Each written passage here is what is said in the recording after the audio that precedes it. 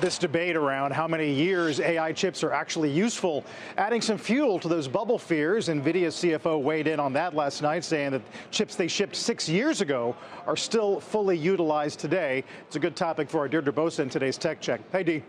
Hey, good morning, Carl. So that's right. CFO Colette Kress, she tried to put the depreciation debate to bed, but she may have actually raised even bigger questions. She essentially said that Nvidia chips, they last longer than most people assume, 6 years, and still at full utilization thanks to its CUDA software.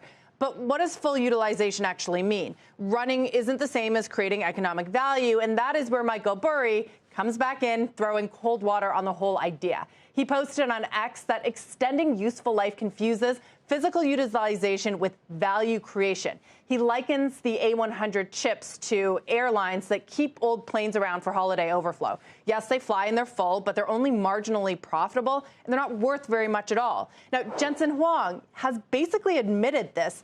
He said last March that you can keep old GPUs working, but they become almost impossible to sell once the next model shows up. This was at GTC. He said that Blackwell, its latest generation, is so much more powerful than Hopper, the previous generation, that, quote, you couldn't give Hoppers away. He said there's only a few circumstances where they're even fine. That's the word he used, fine. Now, in the current moment where supply is tight, old chips, they will get used. But if that imbalance changes, and this is sort of the question on everyone's minds, does that value drop very quickly as well? The risk for investors is this uncertainty. If you do not know how long these chips stay economically valuable, you cannot properly model capex or margins. You can't model the AI cycle with confidence. Meanwhile, guys, I know we talked about Google's TPUs yesterday as a longer-term alternative to NVIDIA GPUs. If the market is struggling to understand the economic life of NVIDIA hardware, Google's bet is just to build its own. It just dropped Nano Banana Pro this morning, its new image model, powered by Gemini 3, which runs on TPUs, not GPU infrastructure.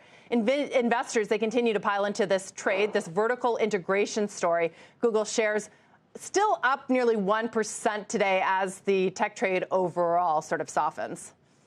Yeah, that's a great example. But you're right, the conversation's not going away. It's definitely feeding the short discussion. And that's not even mentioning some of the innovation that we're getting out of the likes of China, which continue to be just a series of like DeepSeek echoes, although not as noticed now.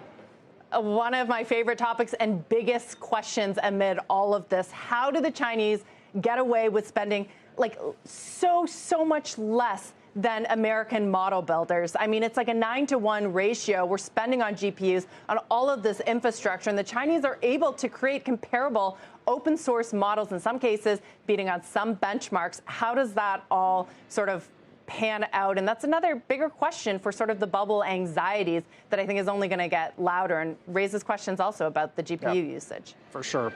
Deirdre, thank you. Deirdre Bosa on Tech Check today.